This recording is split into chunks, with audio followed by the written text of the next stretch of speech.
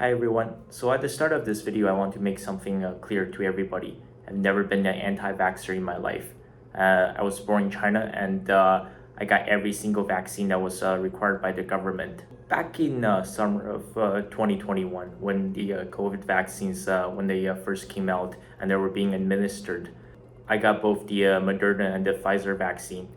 It wasn't really a choice. I was working part-time at a Chinese grocery store, which was owned by Loblaws, which is Canada's largest grocery store chain.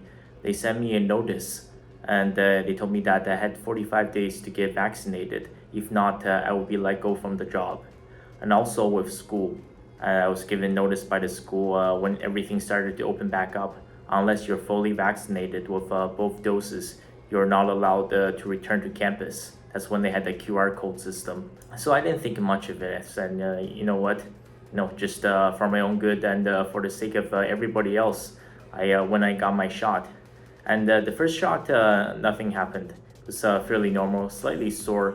But the second shot, and so my first shot was Moderna, second one was Pfizer. That's when they completely destroyed my body. I've never felt anything like that. So when I got my second shot, back then I was a healthy 28-year-old and I made 2 varsity teams. And I was getting ready for the fall cross-country running season. Everything was going great.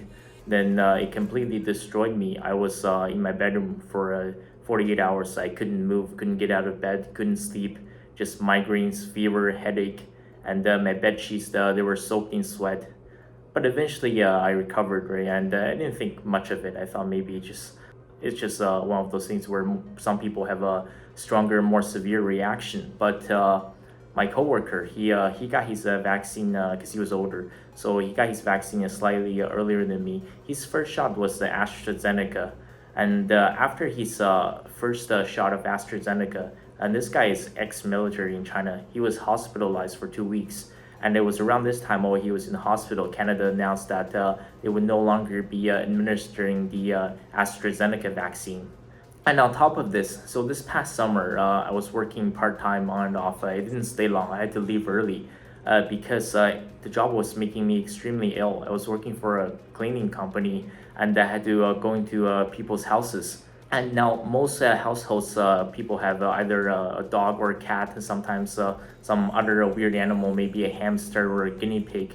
And it was driving me insane. I used to live in a household where my former landlord, he had 3 dogs. I always played with them, and sometimes I let him into my bedroom to sleep alongside with me. Nothing ever happened. One of my high school teachers I'm really close with, he had 2 cats. I visit him often, never had any issues. But my summer job was killing me. I remember one job where this lady, she had 4 really large dogs.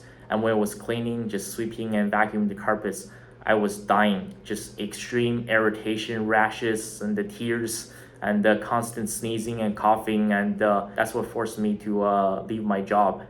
And I think there are a lot of questions to be asked. Now, I know that some allergies, they develop with age. I am fully aware of that, okay? Once again, I want to make this clear. I'm not an anti-vaxxer. But is this thing really safe for 80 to 90% of the population to be getting this kind of shot? It's just possible once you reach a certain age. The fact that I'm over 30 now, I just recently turned 31. My allergies started to show with animals. But what do you think is more likely? The fact that my allergies have finally activated, or does it have something to do with those 2 shots that I received in the summer of 2021? Now, anytime you question the government, people call you a conspiracy theorist. But here's the thing, anytime the government questions you, it's for medical research purposes. I also just want to bring up the point. Back when I was in China, there's 1.4 billion people. I've never heard of anybody being allergic to peanuts. Maybe some people, maybe they'll have a slight discomfort, maybe they get diarrhea or something, but I've never heard of anybody that would die from eating nuts. But here's why are so many people allergic? Why do so many people have allergies nowadays? If you look back in 1950, 1960, the odds of a newborn being autistic is 1 in 10,000. Today it's 1 in 34. So what the hell happened there? Just something to think about. One more example. Remember back then when people questioned the White House about Hunter Biden's laptop? They used to shut everybody down and told them that they were a conspiracy theorist. But now, the Hunter Biden laptop, it turned out to be true. So they simply ignore the truth. So what do you guys think?